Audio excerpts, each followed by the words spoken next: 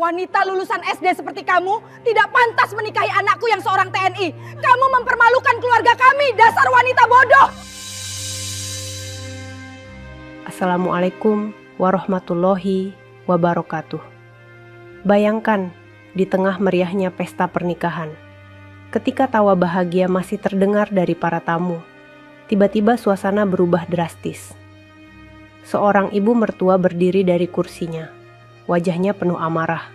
Lalu tanpa ragu ia menaiki pelaminan hingga menarik jilbab sang pengantin wanita hingga terjatuh di atas pelaminan. Di depan semua orang, ia berteriak bahwa menantunya yang hanya lulusan SD tidak pantas menikahi anaknya yang seorang TNI. Air mata pengantin wanita itu jatuh, namun ia tetap diam.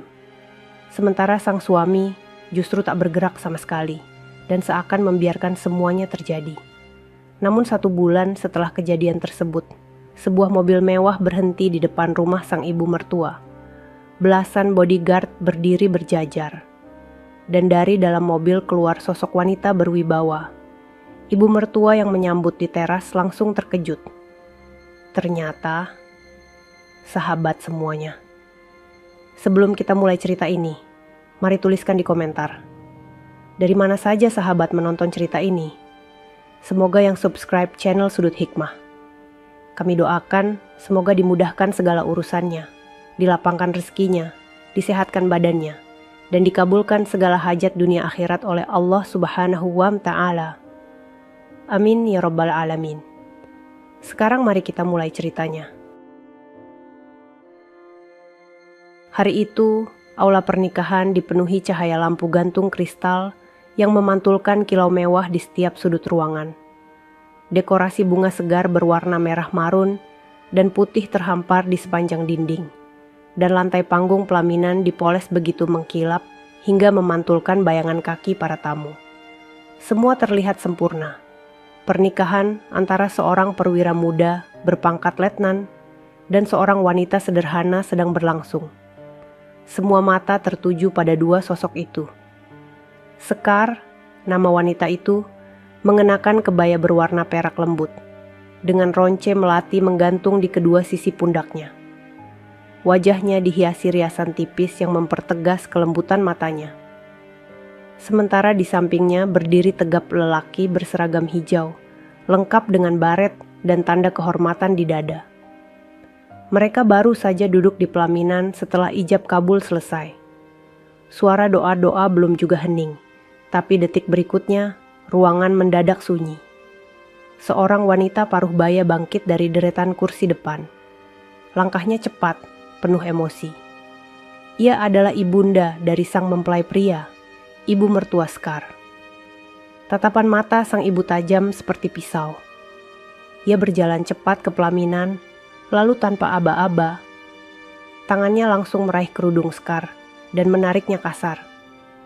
Beraninya kamu berdiri di sini pakai pakaian pengantin. Kamu pikir kamu pantas menikahi anakku? Hanya lulusan SD? Teriaknya lantang, membuat seluruh undangan membelalakan mata. Sekar terhuyung. Kepalanya sedikit menunduk saat kerudungnya tertarik. Tangannya berusaha menahan agar tidak tersingkap semua. Tapi air matanya langsung jatuh. Tangisnya pecah.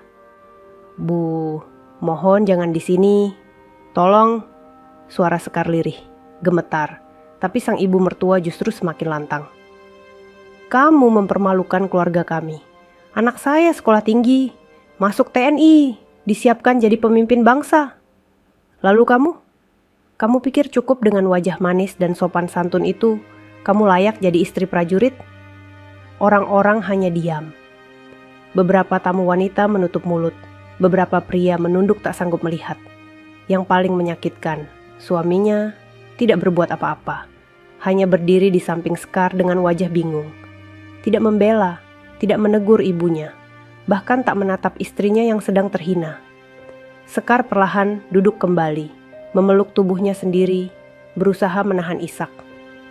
Tapi suara teriakan itu bergema di seluruh aula, seperti pisau yang terus mengiris harga dirinya. Ibu mertua itu kemudian kembali ke tempat duduknya dengan wajah bangga. Sementara suasana pernikahan berubah seperti pemakaman. Tidak ada tawa, tidak ada musik, hanya bisik-bisik dan mata-mata penuh tanda tanya. Malam itu, Sekar pulang dengan mata sembab. Gaun pengantinnya masih melekat di tubuh, tapi rasanya seperti luka yang tak terlihat. Tidak ada malam pertama, tidak ada pengantin bahagia. Yang ada hanya luka yang disulam rapi dalam diam. Dan sejak malam itu, Sekar menghilang. Tak lagi pulang ke rumah sang suami. Tak lagi terdengar kabarnya. Namun tak ada yang tahu. 1 bulan kemudian, sebuah kejutan besar sedang menanti ibu mertua yang telah mempermalukan menantunya sendiri. Langit sore tampak muram. Awan menggantung rendah di atas sebuah rumah kontrakan kecil di pinggir kota. Di dalam rumah sederhana itu, Sekar duduk bersandar di pojok ranjang.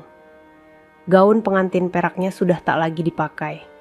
Kini ia hanya mengenakan gamis abu yang longgar, dengan kerudung sederhana yang menutupi rambutnya.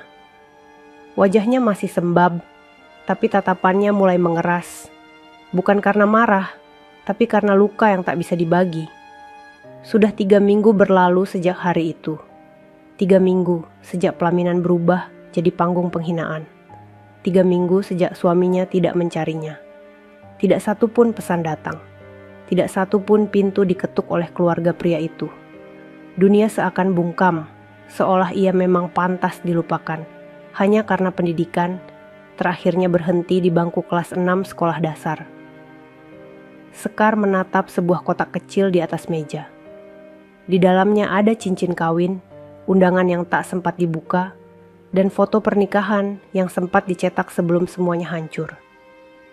Ia tarik napas panjang, lalu membuka sebuah laci di bawah tempat tidurnya. Di dalamnya, terlipat rapi, ada beberapa berkas penting. Sertifikat saham, akta pendirian perusahaan, dan beberapa dokumen legal lainnya. Di balik wajah sederhana dan pakaian lusuhnya, Sekar bukan wanita biasa.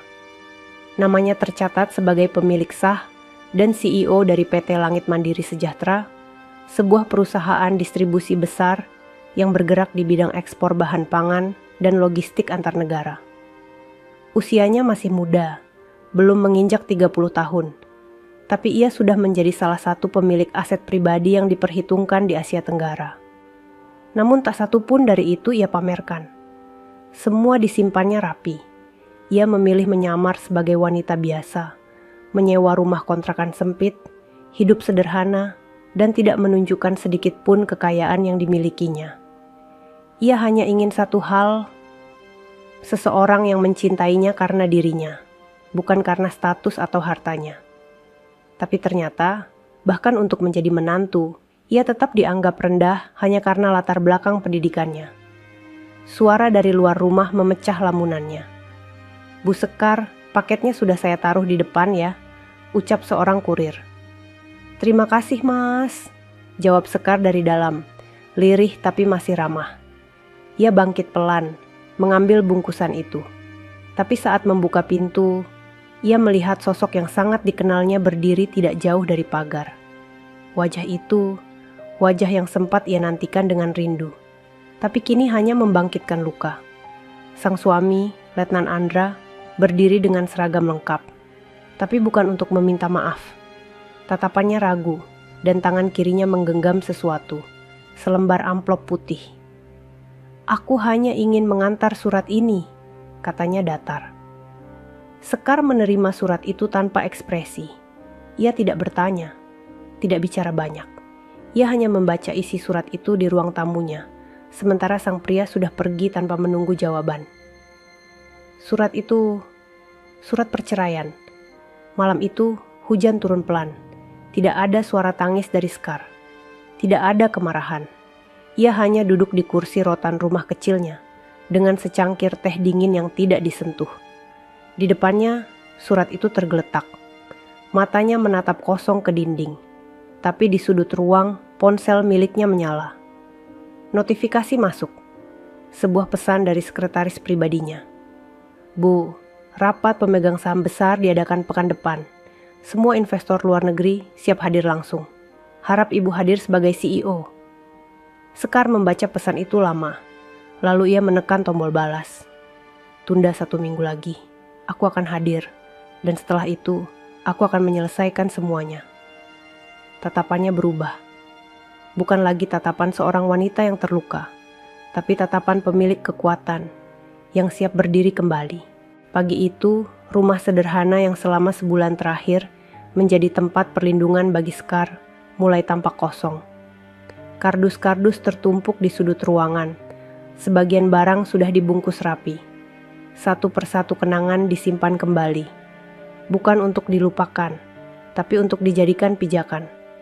Sekar berdiri di depan cermin kecil. Ia mengenakan kemeja panjang putih gading dan rok panjang hitam yang sederhana. Tapi raut wajahnya kini berbeda. Tidak ada lagi tangis di mata itu. Tidak ada ragu. Yang tersisa hanya ketenangan seorang perempuan yang siap melangkah dengan kepalanya tegak. Ponselnya bergetar. Pesan dari tim pengacaranya masuk. Semua surat sah. Rumah mertuamu resmi dibeli atas nama Anda kemarin siang. Tim kami sudah mengurus pemindahan kepemilikan. Apakah Anda ingin segera memberitahu mereka? Sekar tidak langsung membalas. Ia melipat ponsel itu perlahan, lalu berjalan ke meja. Di sana, sebuah undangan elegan berwarna hitam dan emas sudah tertulis dengan jelas. Kepada Yaketu, Ibu Widarti dan keluarga. Undangan resmi dari perusahaan Langit Mandiri Sejahtera Sekar mengambil map hitam, memasukkan undangan itu, dan memanggil seorang pengemudi kepercayaan yang telah menunggunya sejak subuh. Antarkan ini ke rumah lama saya. Jangan bicara apapun. Cukup serahkan saja langsung ke tangan wanita itu, ucap Sekar. Siap, Bu. Sementara itu di rumah besar di kawasan elit perumahan tentara, Ibu Widarti sedang duduk santai di sofa sambil membaca majalah. Wajahnya tampak segar. Ia sudah mulai melupakan tragedi di pelaminan itu. Bahkan dengan bangga, ia sering menceritakan kepada tetangganya bahwa anaknya telah menggugat cerai wanita kampung lulusan SD.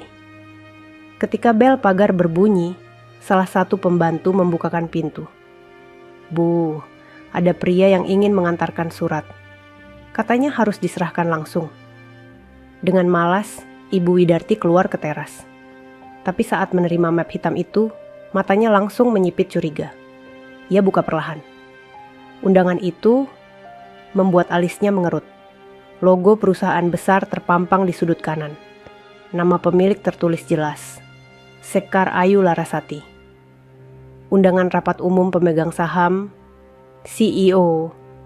Gumamnya pelan. Jantungnya berdebar. Ia duduk kembali dengan nafas mulai tidak teratur. Lalu membuka ponselnya dan mencari informasi tentang nama perusahaan itu.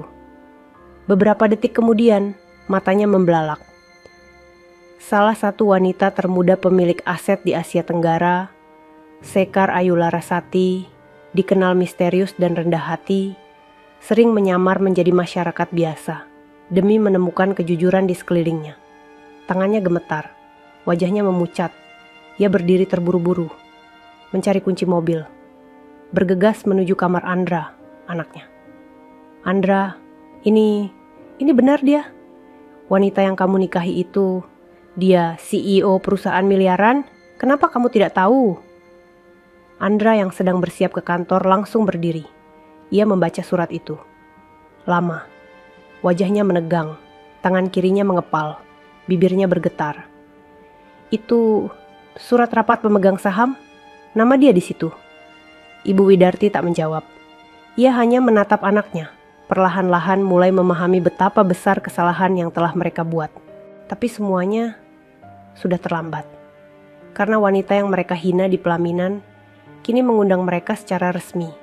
Bukan sebagai mantan istri, tapi sebagai pemilik kuasa. Gedung pencakar langit yang menjulang di jantung kota Jakarta berdiri megah dengan dinding kaca yang memantulkan langit biru. Di puncaknya, lantai 32, terdapat ruang rapat utama milik PT Langit Mandiri Sejahtera. Sebuah ruangan luas dengan meja kayu panjang, dikelilingi kursi-kursi eksekutif berbalut kulit hitam. Di dinding depannya terpasang layar lebar yang menampilkan logo perusahaan. Hari itu, Puluhan petinggi perusahaan dari berbagai negara sudah hadir. Pria-pria berdasi dengan koper kerja di tangan. Wanita-wanita karier dengan kemeja elegan, semua berdiri menyambut. Tapi belum ada yang duduk, sebab pemilik rapat belum datang. Dan hanya sedikit dari mereka yang tahu siapa pemilik sejatinya. Beberapa menit kemudian, lift terbuka. Langkah kaki terdengar perlahan.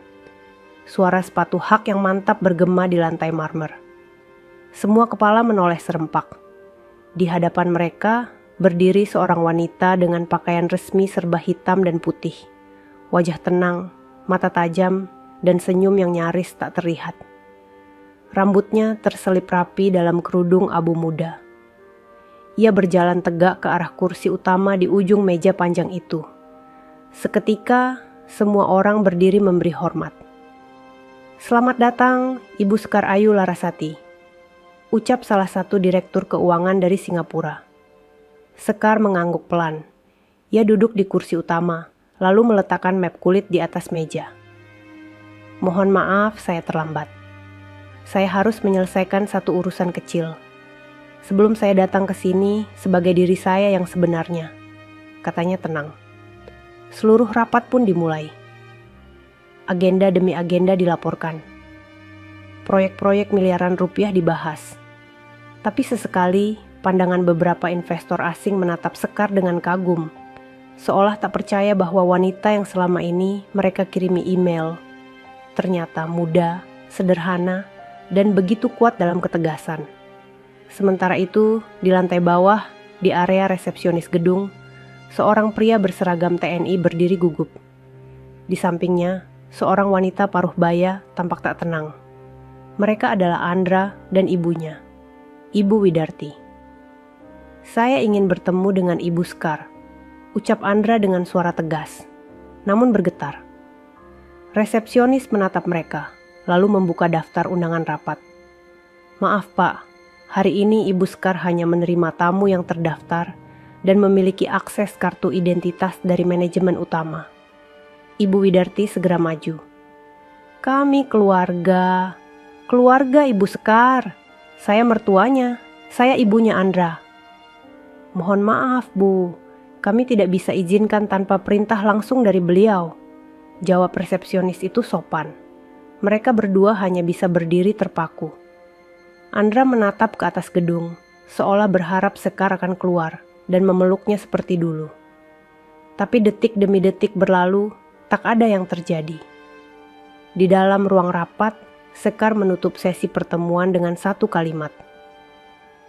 "Saya akan memutuskan secara pribadi siapa yang tetap akan saya percayakan dalam lingkaran ini, dan siapa yang akan saya lepaskan." Semua hadirin mengangguk penuh wibawa. Beberapa bahkan menggenggam tangan, berharap masih mendapat tempat dalam kepercayaan wanita itu. Namun satu hal yang belum mereka tahu, hari itu belum berakhir, dan Sekar sudah menyusun langkah selanjutnya. Langkah yang akan mengubah peta kehidupan orang-orang yang dulu menghinanya. Dengan cara yang tidak akan pernah mereka lupakan. Senja mulai turun ketika mobil hitam mewah dengan plat nomor istimewa berhenti tepat di depan rumah besar milik keluarga Andra. Pagar rumah yang tinggi dan berukir mewah perlahan terbuka, membuat para tetangga yang lewat sempat melirik dengan rasa penasaran. Mobil itu tak seperti biasanya. Dari dalam mobil keluar dua orang pria bersetelan jas gelap. Salah satunya membawa map tebal berisi dokumen. Keduanya berjalan ke pintu depan dan mengetuk dengan sopan. Tak lama kemudian, Ibu Widarti membukakan pintu. Raut wajahnya bingung. "Ibu Widarti?" tanya salah satu pria itu. "Ya, saya sendiri. Mohon izin, kami dari kantor hukum laksana dan partners. Kami diminta menyerahkan dokumen ini langsung kepada Ibu," ucapnya sambil menyodorkan map. Tanpa banyak kata, mereka pergi setelah menyerahkan berkas itu. Ibu Widarti membawa map tersebut ke ruang tamu dengan langkah gugup. Tangannya mulai gemetar ketika membuka lembar demi lembar. Sertifikat rumah. Nama pemilik lama, Andra Prasetya. Nama pemilik baru, Sekar Ayu Larasati. wajah Ibu Widarti langsung memucat. Jantungnya seolah berhenti berdetak. Tertulis jelas bahwa rumah yang kini mereka tempati secara sah telah berpindah kepemilikan sejak 2 hari yang lalu. Tak hanya itu, di halaman terakhir terdapat surat pemberitahuan pemindahan hak guna bangunan yang ditandatangani notaris, lengkap dengan cap legal. Ia memanggil Andra dengan suara tinggi. "Andra, ini rumah sudah bukan atas nama kamu. Kamu jual rumah ini ke Sekar." Andra membaca surat itu cepat-cepat, matanya menajam. "Tidak, aku tidak menjualnya. Aku bahkan tidak tahu kapan ini terjadi." Ibu Widarti mulai panik. Ia menghubungi pengacara keluarga. Namun jawaban dari seberang sana justru menambah gemetar di ujung jari tangannya. "Benar, Bu. Rumah itu sebelumnya dibeli dengan sistem cicilan yang menggunakan jaminan saham. Dan 2 bulan lalu, karena keterlambatan pembayaran dan nilai saham turun, rumah itu otomatis dilelang. Pihak pembeli berhasil membayar kontan melalui kantor notaris kami." "Siapa pembelinya?" "Wanita bernama Sekar Ayu Larasati." Map itu jatuh dari tangan Ibu Widarti. Ia terduduk di sofa. Matanya menatap kosong ke depan. Andra berdiri kaku, rahangnya mengeras. Kepalanya tertunduk dalam. Tanpa mereka sadari, detik itu juga, mobil lain memasuki halaman rumah. Pintu terbuka. Dari dalam keluar wanita yang tak akan pernah mereka lupakan. Sekar berdiri tegak. Wajahnya tak lagi terlihat seperti wanita yang pernah menangis di pelaminan. Ia tampak tenang, bahkan tersenyum tipis saat melihat 2 orang yang dulu menginjak harga dirinya. "Permisi," ucapnya pelan. "Saya hanya ingin melihat kondisi rumah saya yang baru. Apakah masih layak ditempati?" Langkahnya ringan, tapi setiap tapak seperti menekan hati keduanya. Ia masuk ke ruang tamu, berdiri di depan Ibu Widarti dan Andra. Tak satu pun dari mereka berani bicara. Hanya suara detak jam dinding yang terdengar. Sekar menatap ruangan itu sejenak. Kemudian duduk perlahan. "Saya tidak datang untuk membalas, tapi saya datang untuk mengingatkan. Jangan pernah menilai seseorang dari ijazah yang ia punya. Karena harga diri tidak ditentukan dari kertas, tapi dari akhlak." Ia berdiri kembali, mengambil map yang tergeletak. "Anda boleh tinggal di sini selama 1 minggu ke depan. Setelah itu, tolong kosongkan rumah ini." Lalu ia berbalik. Dan sebelum melangkah keluar, ia menatap Andra sekilas. "Aku mencintaimu dulu. Karena aku pikir kamu bisa melindungiku. Tapi ternyata, aku yang harus belajar melindungi diriku sendiri." Sekar keluar rumah, meninggalkan 2 manusia yang kini hanya bisa menatap punggungnya. Dengan sesal yang tak akan bisa ditebus. 3 hari setelah kunjungan Sekar ke rumah lama itu, sebuah surat resmi kembali tiba. Kali ini bukan hanya map hukum, tapi amplop bersegel emas, berlogo perusahaan Langit Mandiri Sejahtera. Di dalamnya tercetak undangan resmi bertuliskan, "Acara penghargaan dan peresmian kantor, Pusat Baru PT Langit Mandiri Sejahtera."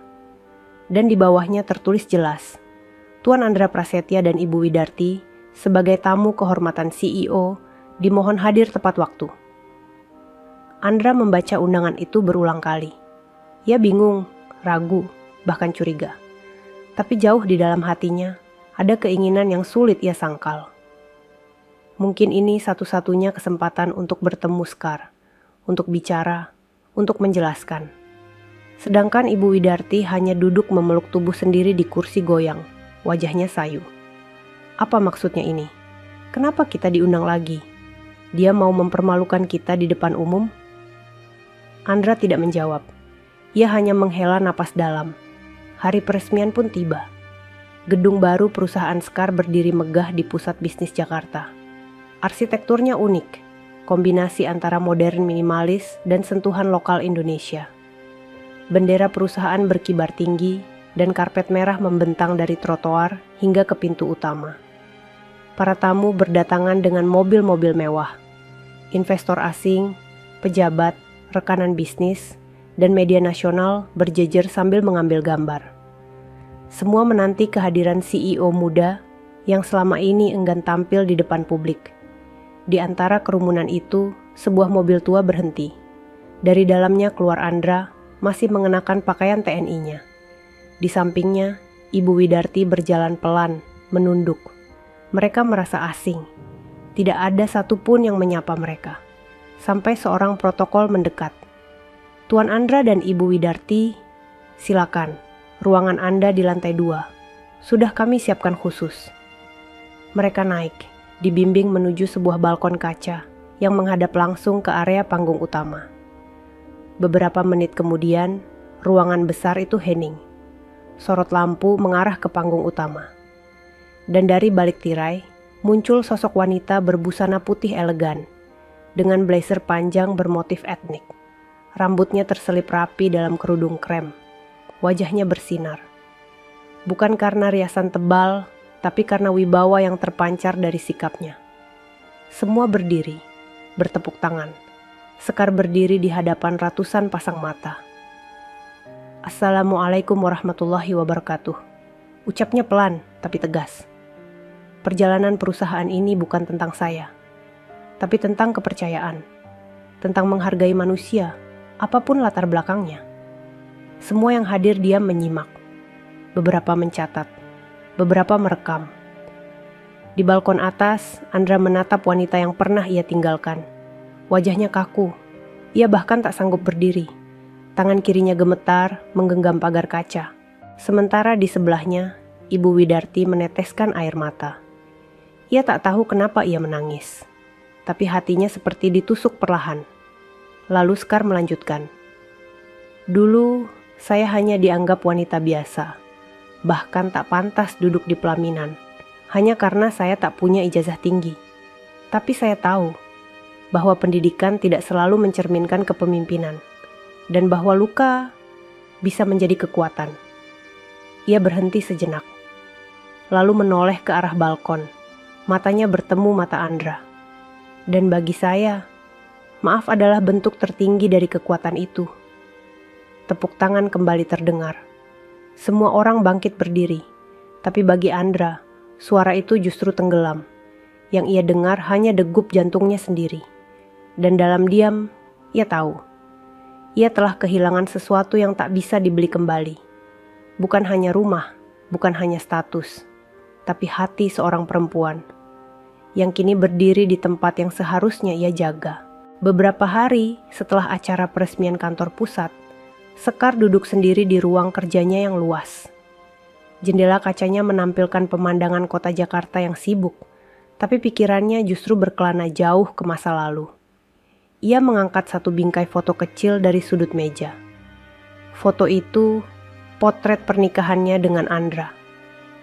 Meskipun hanya sejenak, momen itu pernah membuatnya percaya bahwa cinta bisa mengubah segalanya. Namun pelaminan itu, yang seharusnya jadi saksi kebahagiaannya, justru menjadi luka terdalam yang belum sepenuhnya pulih. Suara ketukan pintu membuyarkan lamunannya. "Masuk," ucap Sekar pelan. Seorang asisten masuk dan menyerahkan satu undangan pernikahan. "Ini undangan dari rekan bisnis baru kita di sektor properti. Mereka mengundang ibu secara pribadi sebagai tamu kehormatan. Tempatnya di ballroom hotel tempat ibu dulu menikah." Sekar menatap nama tempat itu. Hotel Grand Nirwana. Dadanya berdesir. Ia mengangguk pelan. "Terima kasih, kamu boleh keluar." Setelah ruangan kembali sunyi, Sekar menatap undangan itu dalam diam. Hotel itu adalah tempat ia dihina.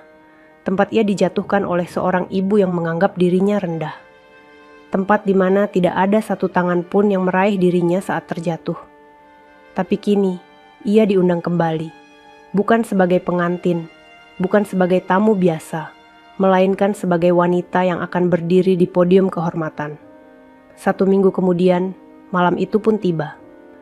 Ballroom Grand Nirwana kembali dihias mewah. Lampu gantung berkilau di langit-langit.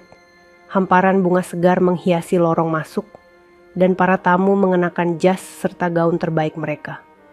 Tepat pukul 8 malam, Sekar melangkah masuk. Gaun panjang hitam dengan motif batik emas menyelimuti tubuhnya. Kerudung hitam polos menghiasi kepalanya. Ia berjalan perlahan, anggun, tanpa ragu.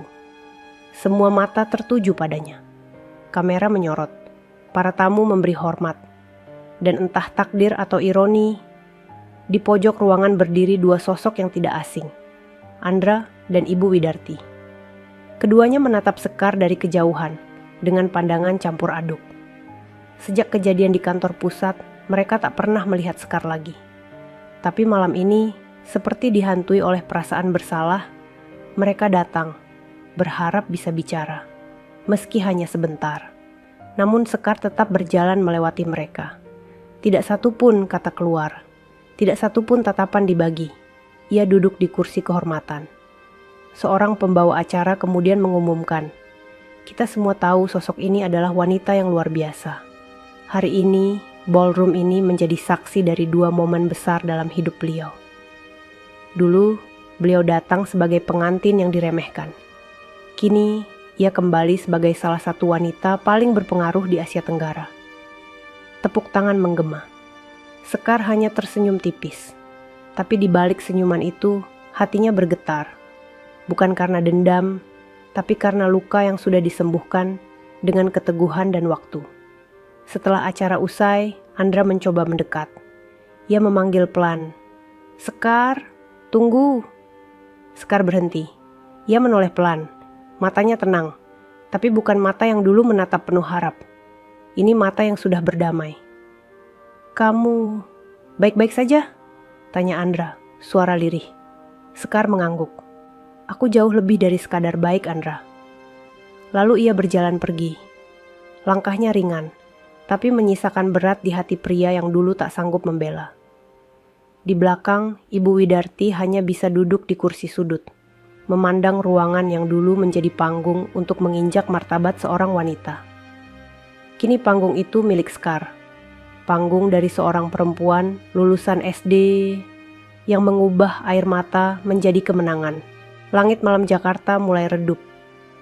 Di balik jendela kaca lantai 32, Sekar memandangi kota yang dipenuhi cahaya. Tapi matanya kosong. Tangannya memegang surat yang baru saja sampai di mejanya tadi sore. Surat itu tidak datang dari kantor hukum, tidak dari investor, tidak dari wartawan.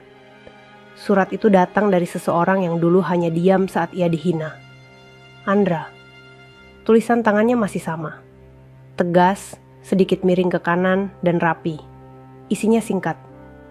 "Maafkan aku, kalau hari itu aku terlalu pengecut.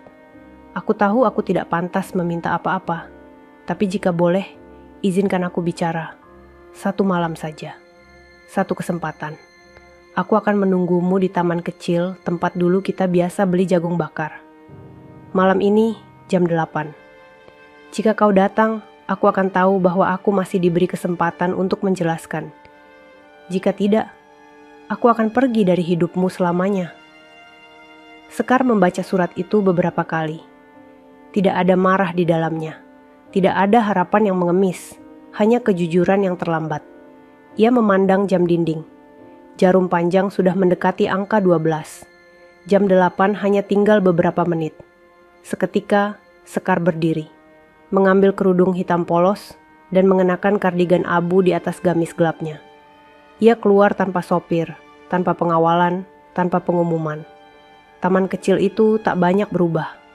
Masih sepi, hanya satu penjual jagung bakar yang berdiri di dekat tiang lampu taman. Dan di bangku kayu panjang yang menghadap kolam, Andra duduk sendiri. Seragam militernya tidak ia pakai malam itu. Ia hanya mengenakan jaket sederhana dan celana hitam.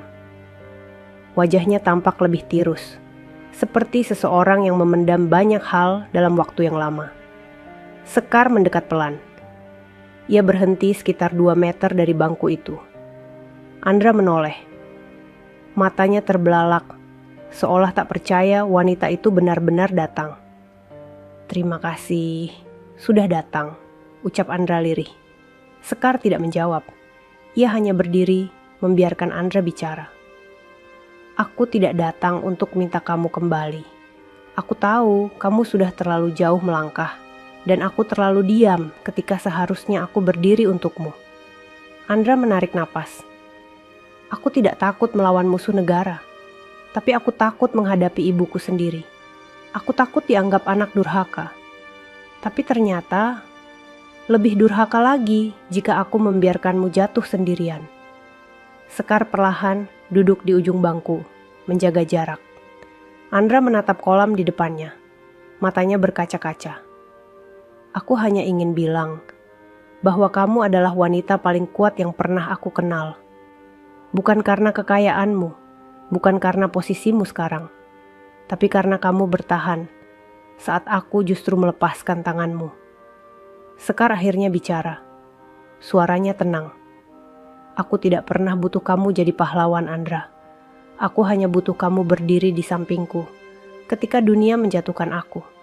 Tapi saat itu, kamu pergi. Andra menunduk. Ia tak bisa membela diri. Lalu Sekar berdiri perlahan. Aku sudah memaafkanmu. Tapi memaafkan tidak selalu berarti kembali. Ia melangkah pergi. Tapi sebelum benar-benar meninggalkan bangku taman itu, ia menoleh pelan. Jaga ibumu. Jangan biarkan dia menyesal untuk kedua kalinya. Malam itu, suara kota bergema pelan di antara lampu taman dan dedaunan. Dan di bangku kayu yang lembab, seorang pria bernama Andra duduk sendiri. Bukan sebagai tentara nasional Indonesia. Bukan sebagai suami. Tapi sebagai lelaki yang akhirnya belajar arti kehilangan. 1 minggu berlalu sejak pertemuan itu di taman kecil. Sekar kembali sibuk di kantornya. Namun ada sesuatu yang berbeda. Senyumnya kini lebih tulus.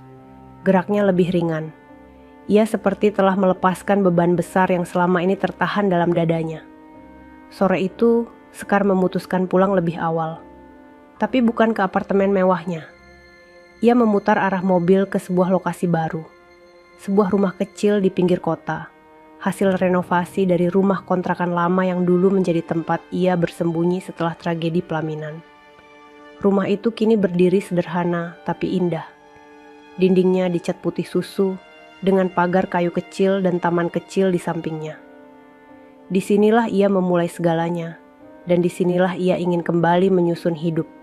Bukan sebagai CEO, tapi sebagai perempuan biasa yang tetap tahu arah pulangnya. Saat membuka pintu, aroma kayu dan melati menyambutnya. Ia menaruh tas di meja makan, lalu membuka jendela lebar-lebar. Angin sore masuk membawa suara anak-anak kecil bermain dari kejauhan. Tak ada suara deru mobil mewah, tak ada notifikasi dari ponsel. Hanya kesunyian yang damai. Sekar berjalan ke rak buku kecil di sudut ruangan.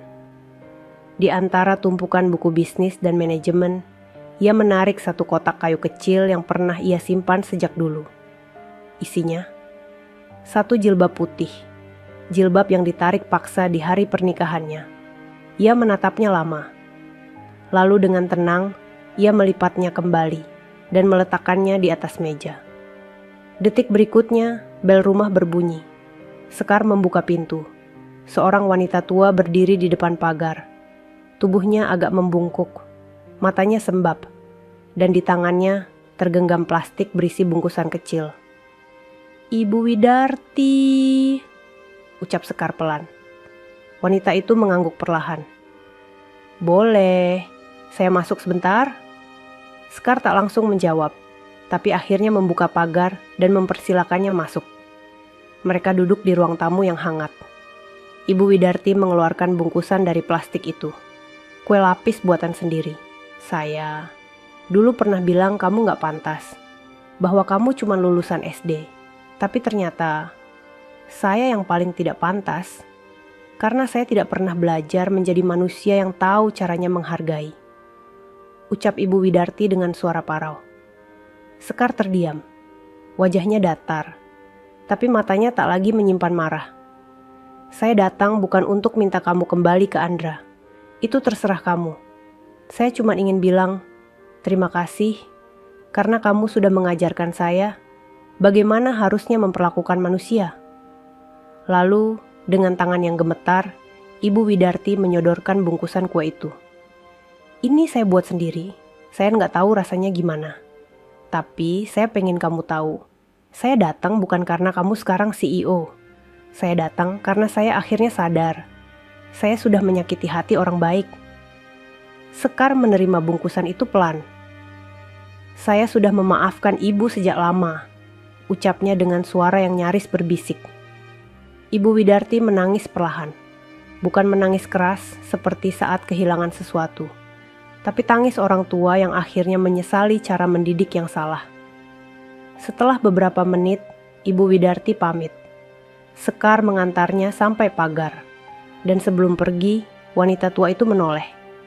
"Kalau kamu butuh sesuatu, rumah kami masih terbuka." Sekar tersenyum tipis. "Rumah itu sekarang milik saya, Bu." Ibu Widarti menunduk, lalu berjalan pergi tanpa berkata apa-apa lagi. Sekar kembali masuk. Duduk di kursi, membuka bungkusan kue, dan memakannya perlahan. Rasanya hambar.